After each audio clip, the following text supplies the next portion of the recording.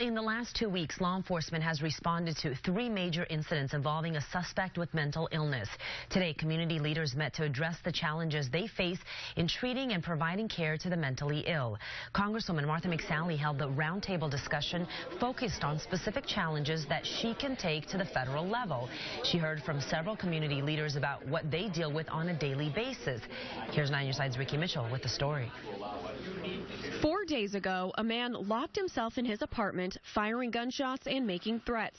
The Tucson Police Department Mental Health Unit responded along with negotiators. George, you're an intelligent person. Your entire family respects you. Your entire family loves you. But when the man walked outside and fired shots at officers, an officer turned fire and killed him. Would really prefer to not have law enforcement be the first encounter with somebody who's dealing with mental illness. Congresswoman Martha McSally recently introduced a bill called the Mental Health and Safe Communities Act. That includes a list of specific mental health challenges.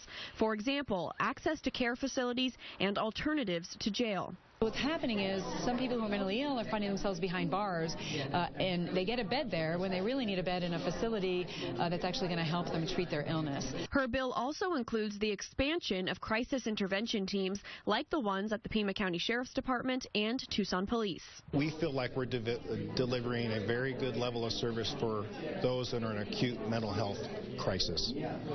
What we're looking for now, and we hope that her bill will provide, will be that step down level of care. So those folks who still need some sort of structured care provided for them to help keep them in recovery, but not necessarily, let's say, in a lockdown facility like the crisis center. And Congresswoman McSally said a repeated theme in today's discussion was the stigma surrounding mental health. She said people need to start treating mental illness like any other disease so that more people are willing to seek treatment without feeling embarrassed. Guy? Thank you, Ricky. It's happening.